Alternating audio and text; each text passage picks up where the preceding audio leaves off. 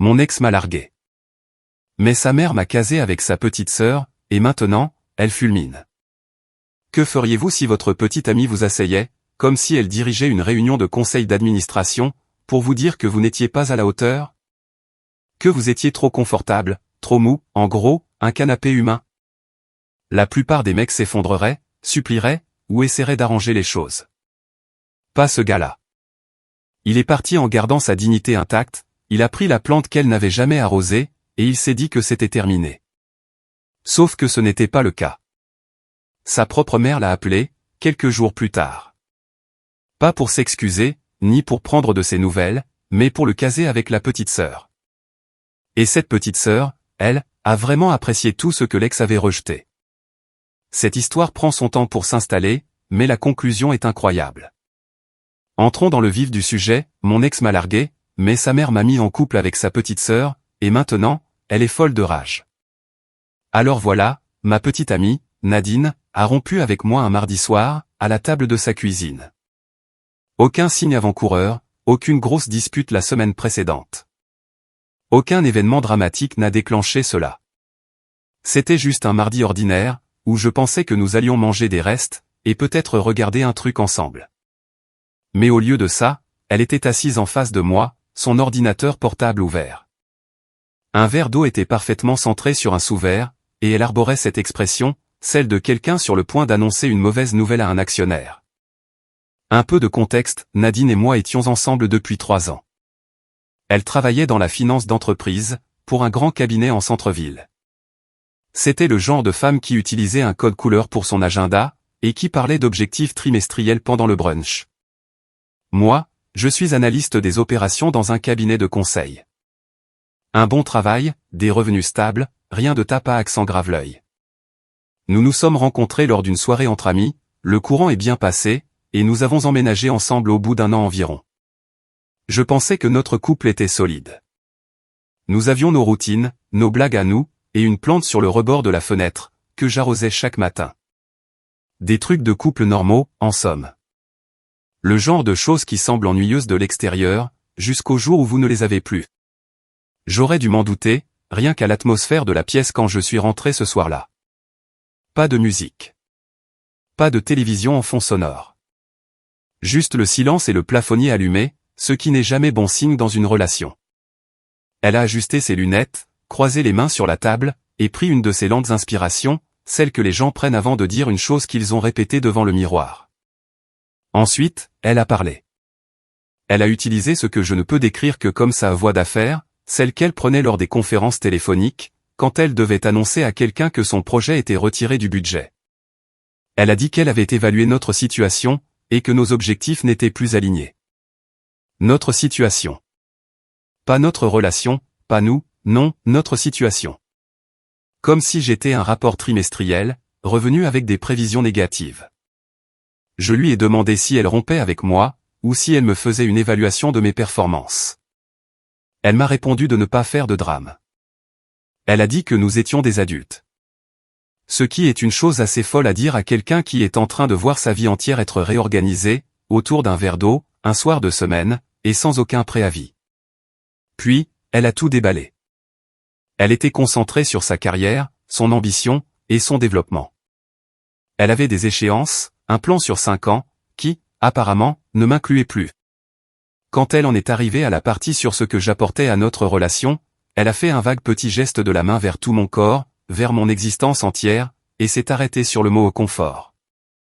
Elle l'a dit comme si elle lisait un diagnostic médical, comme si j'étais atteint d'une maladie.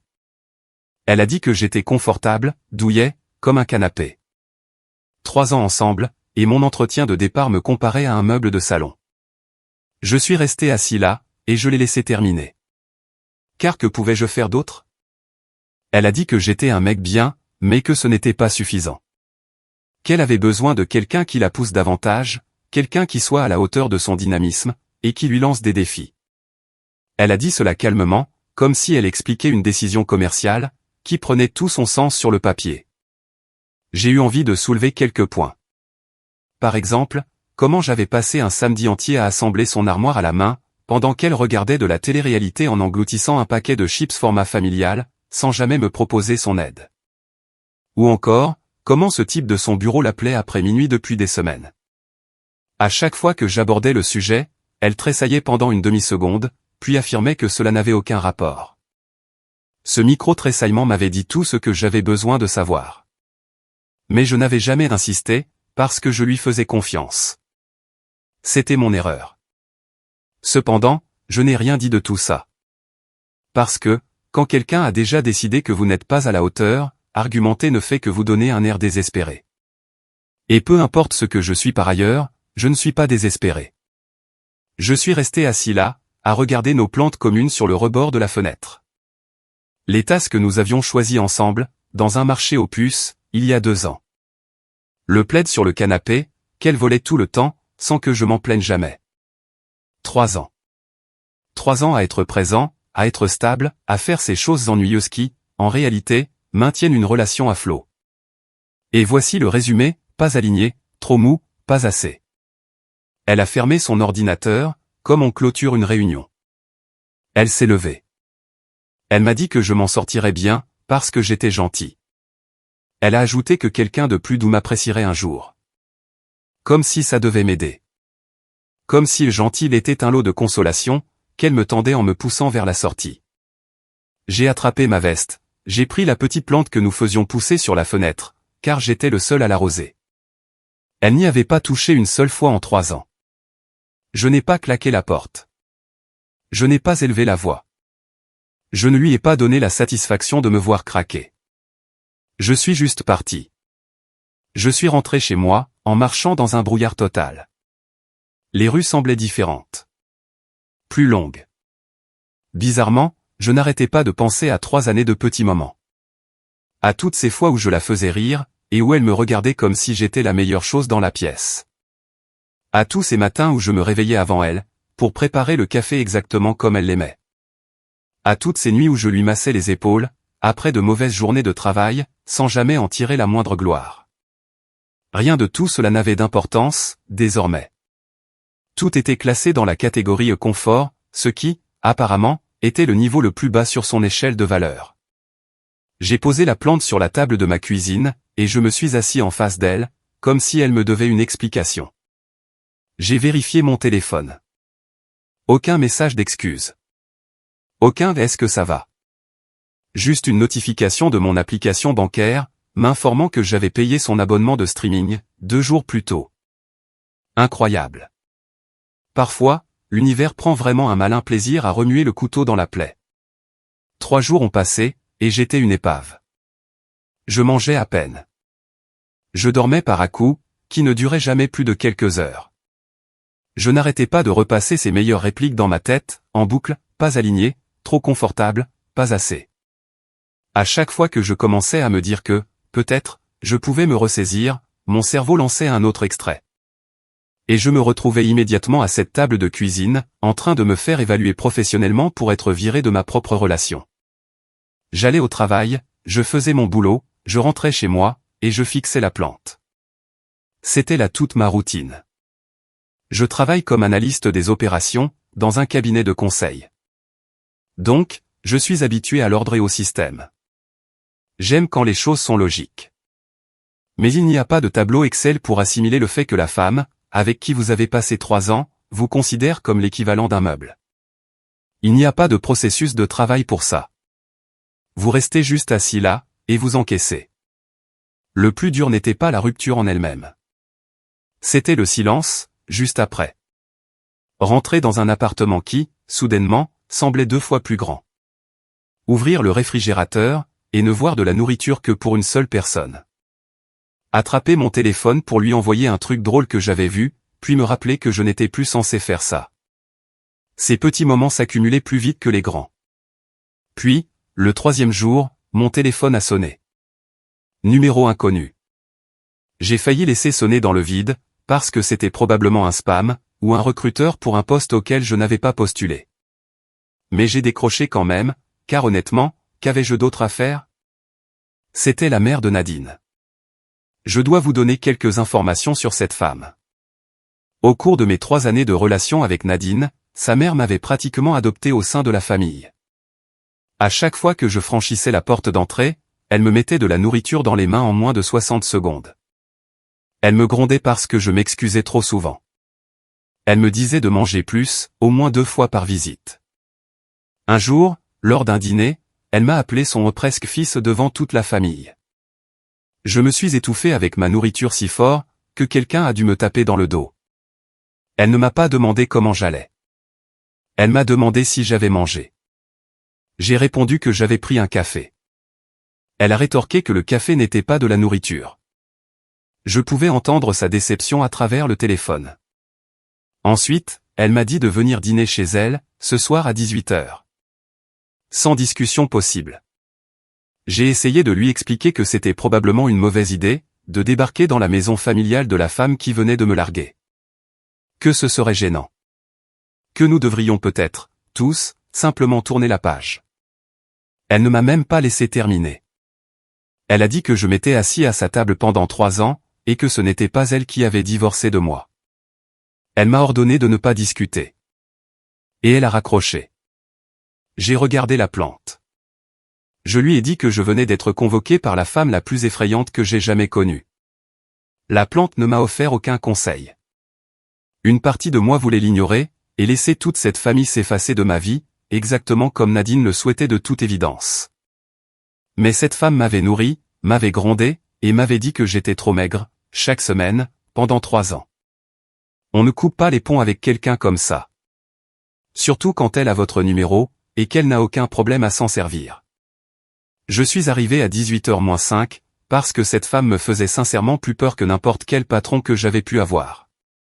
Elle a ouvert la porte d'entrée en une demi-seconde, m'a attrapé par le poignet, et m'a tiré à l'intérieur, comme si j'étais en retard pour une urgence médicale. Les premiers mots qui sont sortis de sa bouche ont été pour me dire que j'avais l'air maigre. Je lui ai répondu que j'avais perdu environ 3 jours de stabilité émotionnelle, et peut-être un peu de poids en eau. Elle a complètement ignoré ma remarque, et m'a fourré une assiette dans les mains, avant même que je puisse retirer mes chaussures. La maison sentait exactement comme d'habitude. Quelque chose qui cuisait dans le four. Des épices que je ne pouvais pas nommer, mais que je reconnaissais à l'instinct, après 3 ans à avoir été nourri à cette table. Les souvenirs m'ont frappé de tous les côtés. Le canapé où Nadine et moi avions l'habitude de nous asseoir. La tasse dans laquelle je buvais toujours. Le couloir où étaient accrochées les photos de sa famille. Mais Nadine, elle-même, n'était pas à la maison. Une petite grâce accordée. Faisons une pause d'1 seconde ici. C'est moi qui interviens, pas l'auteur du post. Je veux que vous appréciez ce que fait cette maman. Sa fille largue un gars solide, qui a été présent pendant 3 ans d'affilée. Et sa réaction à elle n'est pas de rester en dehors de ça. C'est de l'appeler, d'exiger qu'il vienne, de le nourrir, et de refuser que la rupture l'efface de la famille. Elle ne se mêle pas de ses affaires, non, elle mène une véritable opération militaire. Elle a regardé ce que Nadine avait jeté, et elle s'est dit, non. Quelqu'un dans cette maison va le garder, celui-là.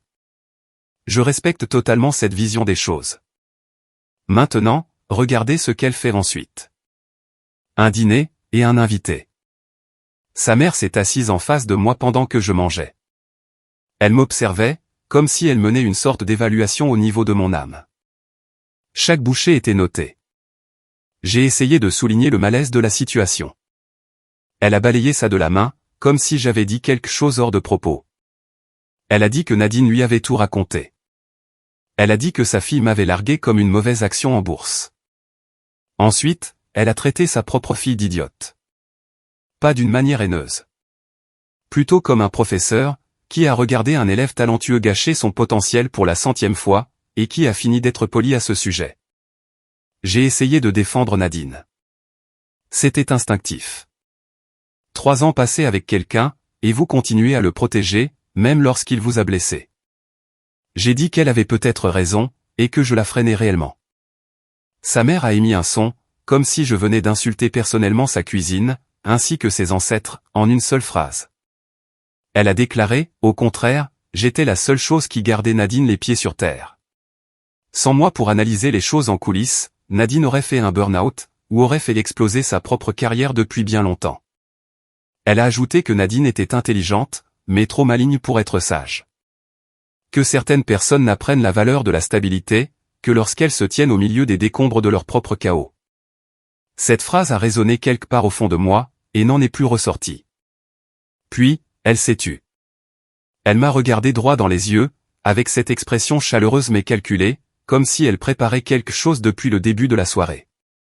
Et elle a dit qu'elle croyait toujours que j'avais ma place dans cette famille. Mais simplement pas avec Nadine.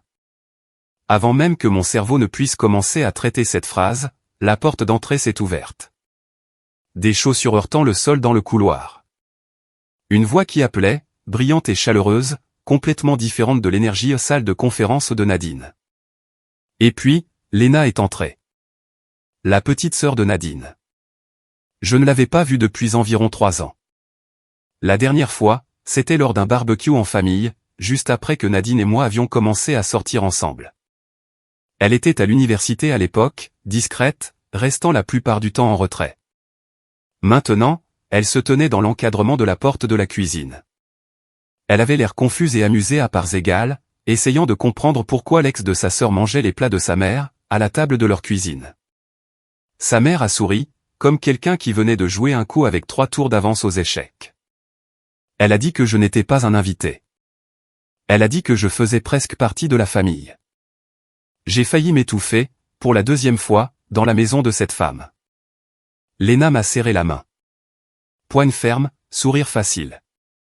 Elle a dit qu'elle se souvenait de moi. Elle a rappelé que je réparais leur Wi-Fi, et que je portais tous les sacs de courses en un seul trajet, comme si c'était un défi personnel. Je lui ai répondu, ouais, ça me ressemble bien. Je suis déraisonnablement attaché à cette histoire de porter les courses en un seul trajet. C'est devenu un principe, à ce stade. Elle s'est assise à la table, comme si c'était la chose la plus naturelle au monde. Elle n'a pas rendu la situation gênante. Elle n'a pas agi comme si j'étais un vieux reste de la vie de sa sœur, dont il fallait s'occuper. Elle s'est juste assise, a attrapé une assiette, et a commencé à me parler comme si j'étais à ma place. Le dîner s'est déroulé. Des assiettes supplémentaires sont apparues de nulle part, car dans cette maison, la nourriture se matérialise à la seconde où quelqu'un s'assoit. Léna s'est retrouvée à côté de moi, et nous avons parlé de choses sans importance. Elle était dans sa dernière année de master. Elle étudiait la psychologie du travail, dans une université située à quelques heures de route, mais elle était rentrée pour les vacances. Elle en parlait de la même manière qu'elle parlait de tout. Avec cette chaleur, qui rendait même les sujets ennuyeux intéressants. Sa mère nous a observés tout le temps. C'était comme si elle venait d'appuyer sur lecture devant son film préféré, et qu'elle attendait le meilleur moment. À un moment donné, Léna s'est penchée vers moi. Elle m'a murmuré que ça ressemblait à un rencard, auquel elle n'avait pas consenti. J'ai chuchoté en retour que sa mère organisait probablement des mariages arrangés. Elle a hoché la tête, comme si c'était une conclusion tout à fait raisonnable, au vu des preuves. Ensuite, sa mère s'est levée. Elle a annoncé qu'elle avait oublié quelque chose dans le jardin, et elle est sortie. Léna a fait remarquer qu'elle n'avait pas de jardin. Sa mère a totalement ignoré la remarque, et est allée s'asseoir sur une chaise en plastique, à côté d'un buisson triste dans la cour. Elle a sorti son téléphone, et a commencé à faire défiler l'écran, comme si elle était en vacances. La porte s'est refermée derrière elle. Nous sommes restés assis là, dans ce silence soudain. Léna a marmonné que sa mère nous laissait clairement seuls exprès. Elle a expliqué qu'elle faisait ça, à chaque fois qu'elle voulait que 2 personnes discutent sans son interférence. Sauf qu'elle était assise à 3 mètres de là, derrière une porte vitrée. Ce qui n'était pas vraiment sans interférence. J'ai dit que tout ce dîner était probablement une invitation par pitié. Elle a plissé les yeux, et a répondu que c'était faux. Totalement faux. Elle m'a appris que sa mère m'avait appelé le soir même où elle avait découvert la rupture, et non une semaine plus tard. Pas quand ça l'arrangeait. Ce soir-là. Et la première chose qu'elle avait dite à Léna, c'était que Nadine avait perdu la meilleure personne de la famille. Elle a affirmé que j'étais le presque fils préféré. Que j'étais classé plus haut que n'importe quel gars, que l'une ou l'autre de ses filles avait ramené à la maison. Et cela incluait 3 des ex de Nadine, et 2 des ex de Léna. Je ne savais sincèrement pas comment répondre à ça. Ma bouche s'est ouverte, mais rien d'utile n'en est sorti. Léna a ri. Elle a dit que je n'avais rien à dire. Qu'elle voulait juste que je sache, que l'opinion d'une seule personne à mon sujet, ne représentait pas la réalité dans son ensemble. Que Nadine voyait le monde à travers un prisme très spécifique, et que ce n'était pas le seul qui comptait. Attendez, laissez-moi intervenir à nouveau. J'adore la façon dont Lena gère toute cette situation. Elle ne flirte pas. Elle ne joue pas un jeu. Elle est simplement chaleureuse et honnête, en faisant comprendre à ce mec qu'il était bien plus apprécié, que ce que Nadine lui a jamais dit. Cette réplique sur le fait qu'il soit mieux classé que tous les petits amis de l'histoire familiale.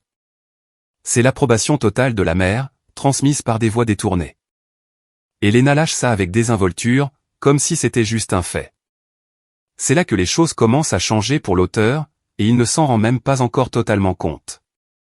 Soyez attentifs. La fissure dans le mur. Elle m'a demandé comment j'allais, vraiment. Je lui ai servi le bien par défaut. Elle a haussé un sourcil, et a répondu que c'était tout à fait normal de ne pas aller bien. Il y avait quelque chose dans sa façon de le dire. Quelque chose de direct, de calme, sans aucun jugement. Ça a brisé la carapace que j'avais construite. Je lui ai avoué que je me sentais stupide. Elle a demandé pourquoi. Je lui ai répondu que c'était parce que Nadine m'avait dit que je n'étais pas à la hauteur.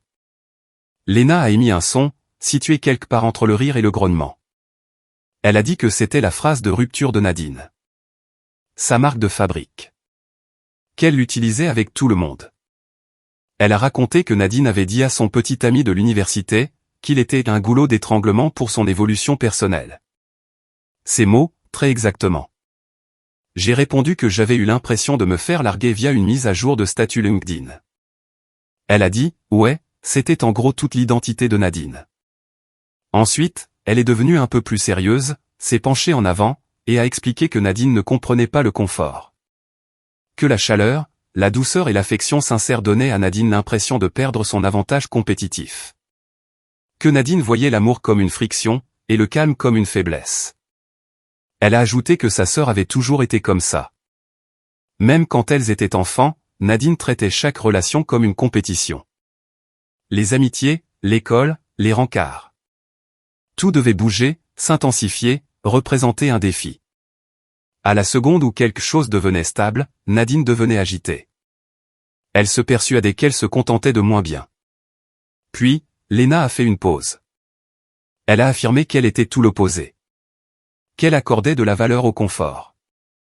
Qu'elle pensait que c'était une force, et non quelque chose dont il fallait avoir honte. Elle a dit qu'en vieillissant, elle réalisait de plus en plus, que les gens qui vous mettent à l'aise sont rares. Contrairement à ceux qui vous maintiennent sur le qui-vive. J'ai ri, pour de bon. Mon premier vrai rire en 3 jours. Son visage tout entier s'est illuminé. Elle a dit qu'elle savait que j'en étais encore capable. Quelque chose a basculé à cet instant. Quelque chose de minuscule, de silencieux, mais de bien réel. Comme une porte qui s'ouvrait, quelque part en moi, et dont j'ignorais jusqu'à l'existence. La porte arrière s'est ouverte, et sa mère est rentrée. Elle nous a demandé si nous étions toujours assis ensemble, comme si elle n'avait pas planifié toute la scène à la minute près. Elle a immédiatement commencé à me demander si je fréquentais quelqu'un en ce moment. Lena a poussé un cri de pure horreur. Sa mère s'est défendue, disant que c'était juste une question. Lena a rétorqué que c'était un interrogatoire. Sa mère a haussé les épaules, affirmant qu'elle explorait simplement les possibilités. Lena m'a regardé avec une expression qui voulait dire « je suis désolé ». Elle est toujours comme ça. Moi, j'ai juste souri. Parce qu'honnêtement, c'était la première fois, depuis des semaines, que je me sentais autant désiré. Au cours des semaines qui ont suivi, j'ai continué à me retrouver dans cette maison. Ce n'était jamais forcé. Sa mère m'envoyait un texto, pour que je vienne chercher des restes. Lena m'envoyait un article au hasard, qu'elle trouvait amusant, accompagné d'un « tu vas apprécier ça ». Le coup du plat est arrivé, lui aussi. Sa mère m'a donné une assiette en céramique, en me disant « rapporte-la-moi un de ces 4 ». Si vous pensez que c'était autre chose qu'une manœuvre calculée, pour me faire repasser cette porte d'entrée, c'est que vous ne comprenez pas du tout cette femme. J'y suis donc retourné. Mon assiette à la main, avec un cœur qui faisait des bonds, que je n'étais pas prêt à admettre. Lena a ouvert la porte. Elle a souri, comme si je venais d'embellir toute sa journée par ma seule présence. sa mère a surgi d'un coin de la pièce. Elle m'a fourré un panier à linge dans les bras, et nous a dit, à Léna et à moi, d'aller étendre les vêtements dans la cour. Quand Léna a demandé pourquoi nous devions le faire tous les deux, sa mère a répondu, pour créer des liens. Et elle a verrouillé la porte derrière nous. Littéralement verrouillée à clé. La cour était la même qu'avant. Un buisson, une chaise, une corde à linge. Toujours pas de basilic, malgré le fait que sa mère ait prétendu être sortie le vérifier, lors de ce fameux premier dîner. Léna et moi avons commencé à étendre le linge, en discutant tout simplement. C'était facile. C'était ce que je ne cessais de remarquer. Discuter avec Léna ne demandait aucun effort. Ça coulait de source. Pas besoin de jouer un rôle, ni d'essayer de paraître intéressant. Juste deux personnes, debout dans une cour, en train d'étendre des draps et de dire tout ce qui leur passait par la tête. Elle m'a demandé ce que j'avais fait depuis la rupture. J'ai répondu que j'avais surtout trop réfléchi à chaque décision prise ces 3 dernières années, en me demandant où j'avais fauté. Elle a rétorqué que ça semblait épuisant, et que ça ne me faisait probablement aucun bien. Elle m'a dit que j'avais besoin de pauses. Des pauses glace, des pauses cinéma, des pauses où parler à de vrais humains. Elle m'a expliqué que l'isolement était la pire réaction possible au rejet. Selon elle, la meilleure chose que je pouvais faire, c'était de continuer à fréquenter des gens, qui me rappelleraient que je n'étais pas le problème. Je lui ai demandé si elle connaissait quelqu'un, qui pourrait m'y aider. Elle m'a regardé droit dans les yeux. Elle a soutenu mon regard une seconde de plus que nécessaire, a souri en coin, et a dit, peut-être. Un coup de vent a attrapé un drap, et me l'a fouetté en plein visage. Une sorte de punition comique envoyée par l'univers. J'ai trébuché en arrière, et je lui suis rentré dedans. Elle m'a rattrapé. Une main à plat sur mon torse, l'autre sur mon épaule. Nous étions bien trop proches, pour 2 personnes faisant de simples tâches ménagères. Aucun de nous n'a bougé. Elle m'a demandé si ça allait. J'ai répondu, ouais. Avec une voix qui, je ne sais comment, était montée de 3 octaves par rapport à la normale. Elle a ri doucement, et m'a dit que j'étais adorable. Mon cerveau a déposé une demande officielle d'extinction. Nous sommes restés plantés là, pendant probablement 3 secondes de trop. Puis, elle a reculé, et fait semblant de s'intéresser à une thé d'oreiller. J'ai fait semblant de m'intéresser à une pince à linge. Mais nous ne trompions personne.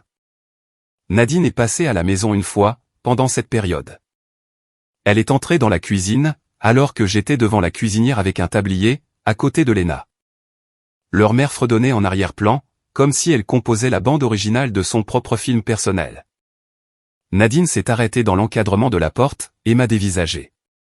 Elle a demandé pourquoi je portais un tablier. Sa mère a répondu que c'était pour que je ne me salisse pas, et que j'étais précieux. Nadine a ouvert la bouche pour dire quelque chose, mais sa mère l'a coupé net. Elle a dit que Nadine avait perdu ses droits. La cuisine a été plongée dans un silence de mort pendant environ 2 secondes.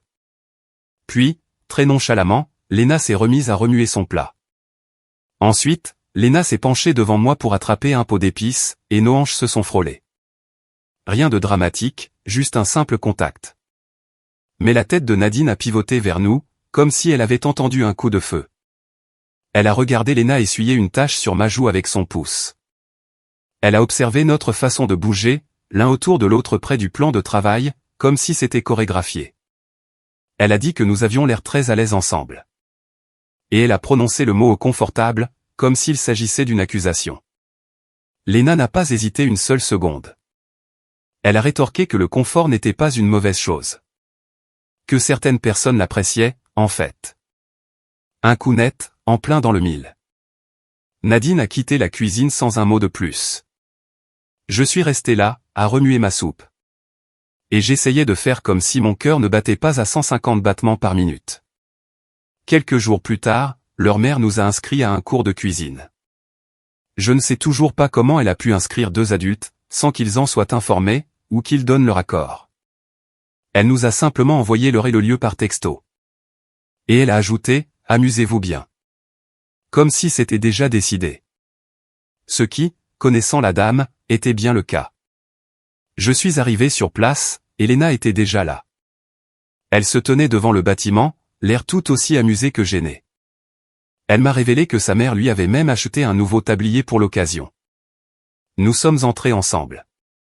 Le professeur nous a jeté un regard, a souri, et nous a dit que nous formions un joli petit couple. Nous nous sommes tous les deux figés. Nous avons balbutié quelque chose du genre, nous ne sommes pas vraiment ensemble. Le professeur a fait un clin d'œil. Il nous a mis à la même station de travail malgré tout, et est passé à autre chose. Le cours était censé porter sur les raviolis chinois.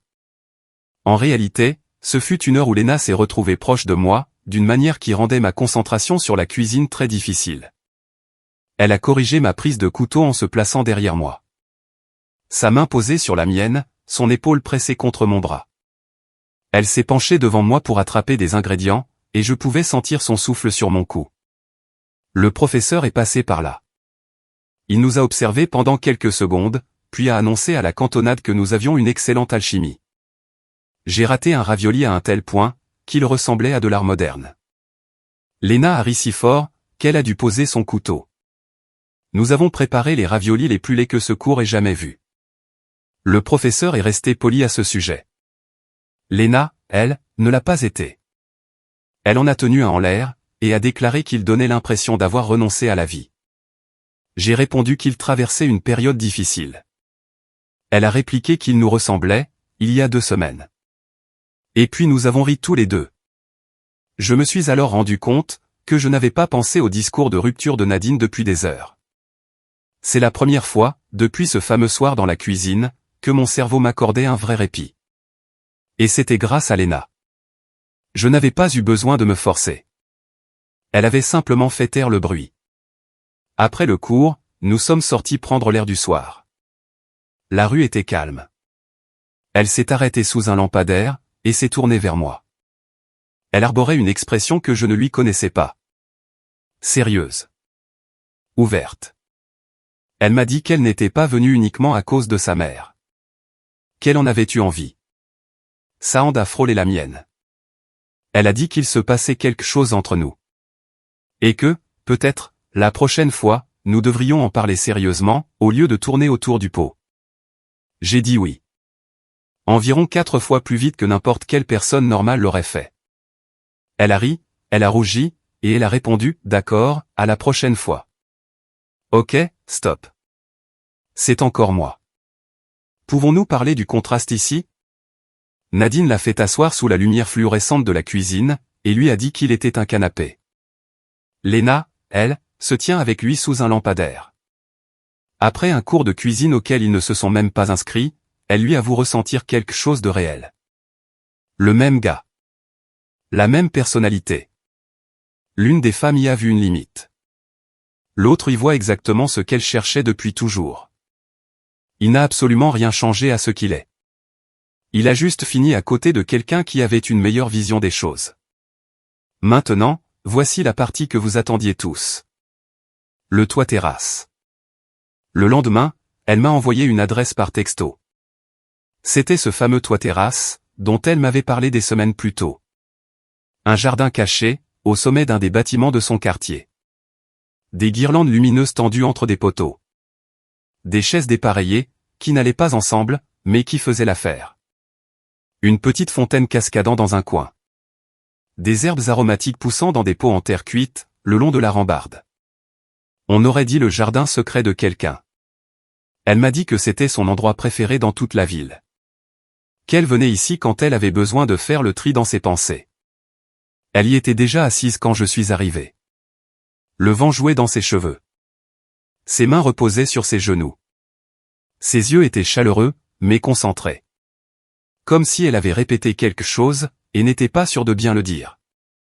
Elle n'a pas fait la conversation, elle n'y est pas allée par 4 chemins. Elle m'a simplement regardé, et elle a commencé. Elle m'a avoué qu'elle n'avait pas eu l'intention de s'attacher à moi. Qu'elle ne l'avait pas prévu, et que ça l'avait complètement prise au dépourvu. Elle m'a expliqué que, lorsqu'elle m'avait revu lors de ce dîner, elle s'était dit que je n'étais que l'ex de sa sœur, de passage. Quelqu'un avec qui elle serait polie, et qu'elle oublierait ensuite. Mais j'ai continué à venir. J'ai continué à être gentil, à la faire rire. Et j'ai continué à traiter sa mère avec ce genre de respect, que la plupart des mecs abandonnent après la première visite. Elle a dit que c'était simplement arrivé. Que j'étais patient, d'une manière qui ne semblait pas forcée. Que je ne l'avais jamais fait se sentir petite. Que je ne lui avais jamais donné l'impression de devoir jouer un rôle pour mériter mon attention. Elle s'est approchée de moi. Elle m'a confié que, lorsqu'elle était avec moi, elle se sentait au chaud, en sécurité. Comme si elle pouvait simplement exister, sans avoir à prouver quoi que ce soit à qui que ce soit. Elle a dit qu'elle aimait ce sentiment bien plus que prévu. Et elle m'a avoué que je lui plaisais. Je lui ai répondu qu'elle me plaisait aussi. Simple et honnête. Et pour une fois dans ma vie, je n'ai pas trop réfléchi aux mots avant de les prononcer. Je l'ai juste dit. Son visage tout entier a changé. Le soulagement l'a envahi, comme si elle venait enfin de poser un fardeau qu'elle portait depuis longtemps. Elle a fait un grand sourire. Un peu tremblante, un peu submergée par l'émotion. Elle a dit qu'elle avait voulu me le dire, depuis bien plus longtemps qu'elle ne devrait probablement l'admettre. Nous nous sommes rapprochés. Elle a demandé si elle pouvait m'embrasser. J'ai répondu en comblant moi-même l'espace qui nous séparait. Mes mains sur sa taille. Ses doigts agrippant le devant de ma chemise. Et le bruit de la ville s'estompa en un simple grésillement de fond. Pour la première fois depuis des mois, mon cerveau a fait silence total. Aucun replay de la voix de Nadine. Aucune boucle répétitive du « pas assez ». Aucune analyse de ce que j'avais fait de mal, ou de ce que j'aurais dû dire différemment. Juste le calme. Juste elle. Juste quelqu'un, qui m'avait choisi intentionnellement. En sachant exactement qui j'étais, et en ayant envie malgré tout. Nous avons eu peut-être 10 secondes de paix après ce baiser. Et puis, la porte du toit-terrasse s'est ouverte à la volée. Je l'ai entendue avant de la voir. Le clic de la poignée. Le grincement des vieilles charnières. Léna et moi nous sommes séparés. Pile au moment où Nadine sortait prendre l'air du soir, portant des sacs de course, et empruntant le raccourci du toit qu'elle utilisait apparemment pour rentrer chez elle. Parce que, bien sûr qu'elle l'utilisait. Évidemment, le seul moment privé que nous avions, allait être interrompu par la seule personne qui n'aurait pas dû être là. Elle a arrêté de marcher. Elle a posé ses sacs lentement. Elle m'a regardé, a regardé Léna, a remarqué l'absence totale d'espace entre nous, et la façon dont ma main était toujours posée sur la taille de Léna. Elle a prononcé un seul mot, intéressant. Ni en colère, ni surprise. Juste ce mot clinique, suspendu dans les airs, comme un juge rendant son verdict. Léna lui a dit d'arrêter d'apparaître comme un fantôme, à chaque fois qu'il se passait quelque chose de bien. Nadine a répliqué qu'elle ne faisait que passer. Ce qui, techniquement, était vrai. Mais on aurait dit une grosse excuse. Puis, elle a regardé Léna, puis moi, et a déclaré, des amis ne se regardent pas comme ça. Elle n'avait pas tort. Nous n'étions même pas près de réussir à jouer la comédie des simples amis. L'épreuve était accablante. Léna n'a pas bronché. Elle ne s'est pas excusée. Elle n'a pas cherché d'excuses à la hâte, ni tenté de minimiser ce que Nadine était en train de voir. Elle s'est redressée, a regardé sa sœur droit dans les yeux, et a dit « oui ». C'est bien réel. Je me suis préparé au pire. 3 ans avec Nadine m'avaient appris que la moindre confrontation se terminait en explosion nucléaire. Elle avait le sang chaud. Elle était bruyante. Et surtout, elle était très possessive, même avec les choses dont elle s'était déjà débarrassée. Mais l'explosion n'a pas eu lieu. Elle nous a dévisagés tous les deux, pendant un long moment. Quelque chose a basculé dans son regard. Comme si elle recalculait un tableau Excel, et que les chiffres prenaient enfin tout leur sens. Puis, elle a soupiré et a dit, « Très bien. Il est bien. Tu es toi. C'est logique. » Léna a demandé si elle était en colère. Nadine a répondu qu'elle n'était pas en colère. Juste agacée, car nous nous amusions clairement plus qu'elle. Et puis, elle a dit quelque chose auquel je ne m'attendais pas du tout. Elle a dit que j'avais l'air plus heureux, qu'elle ne m'avait vu depuis longtemps. Et elle en est restée là. Elle ne s'est pas excusée, elle n'a pas retiré ce qu'elle avait dit avant. Mais pour Nadine, reconnaître le bonheur de quelqu'un d'autre sans tout ramener à elle. C'était, en gros, l'équivalent d'une standing ovation. C'est la chose qui s'est le plus rapprochée d'une bénédiction de sa part. Puis, depuis la cage d'escalier, leur mère est apparue. Le téléphone en l'air. Elle filmait toute la scène, comme si elle produisait un documentaire animalier, sur l'amour à l'état sauvage. Elle a annoncé, à personne en particulier, qu'elle le savait. Que l'amour triomphe toujours. Et qu'elle avait eu raison depuis le début. Elle nous a attrapés, Léna et moi, dans une étreinte si forte, que j'ai sincèrement senti quelque chose se déplacer dans ma cage thoracique. Elle nous a appelés son couple préféré. Avec une fatigue visible, Nadine lui a fait remarquer qu'elle se tenait littéralement juste là. Sa mère l'a regardée, sans la moindre once de culpabilité. Elle a déclaré, Nadine a perdu ses privilèges de petite amie, quand elle a rompu avec moi. C'est la sœur qui l'obtient maintenant. Décision officielle, sans appel. Nadine est restée plantée là. Avec l'expression de quelqu'un qui a perdu un procès, sans savoir qu'il avait lieu. Dans un tribunal dont elle ignorait l'existence. Le tout avec un juge clairement partial. Léna s'est mordu la lèvre pour ne pas éclater de rire. Moi, j'ai attrapé la rambarde derrière moi. Car j'étais à 2 doigts de m'évanouir, face à toutes ces émotions qui me frappaient d'un seul coup. Mise à jour finale, plus tard dans la soirée, Léna m'a raccompagné jusqu'à la porte d'entrée. La maison était calme. Sa mère avait enfin arrêté de rôder autour de nous. Bien que je sois presque sûr qu'elle nous observait depuis une fenêtre, quelque part. Léna a pris ma main. Elle a dit que notre premier vrai rendez-vous devrait probablement avoir lieu ailleurs que dans la cuisine, ou dans la cour de sa mère. J'étais totalement d'accord. Elle m'a dit qu'elle voulait m'emmener dans un endroit nouveau. Un endroit qui ne serait qu'à nous. Pas une mise en scène de sa mère, ni le raccourci sur le toit de sa sœur. Juste nous deux. Elle m'a embrassé une dernière fois sur le pas de la porte. Un baiser lent et délibéré. Comme si elle voulait prouver que ça n'avait rien d'accidentel, et que ça ne l'avait jamais été. Je suis rentré chez moi, en empruntant le même chemin que la nuit où Nadine avait mis fin à notre relation. Les mêmes rues. Les mêmes trottoirs. La même ville endormie. Mais moi, j'étais différent, d'une manière que je ne pouvais même pas encore totalement expliquer. Ma poitrine ne me semblait plus lourde. Ma tête ne rejouait plus nos vieilles disputes. Je ne perdais pas pied. Je ne me remettais pas en question, en me demandant ce que j'aurais dû faire différemment. Je rentrais juste à la maison. Après une bonne soirée, passée avec une bonne personne. Et c'était suffisant. Je ne suis pas un plan de secours. Je ne suis pas trop confortable. Je ne suis pas un canapé. Je suis exactement le même mec que j'ai toujours été. Nadine m'a regardé, et elle a vu une limite. Léna m'a regardé, et elle a vu ce qu'elle attendait. Leur mère l'a vu bien avant elle. Et elle a décidé de le concrétiser par elle-même. 3 femmes, une seule et même famille, et des conclusions complètement différentes sur la même personne. Parfois, vous n'obtenez pas ce fantasme de vengeance, où votre ex revient en rampant pour supplier d'avoir une seconde chance. Parfois, vous obtenez quelque chose de plus calme, et de bien meilleur. Vous êtes choisi intentionnellement. Par quelqu'un qui veut sincèrement ce que vous avez à offrir. Vous gagnez une famille qui refuse catégoriquement de vous laisser partir. Et vous vous retrouvez avec une future belle-mère.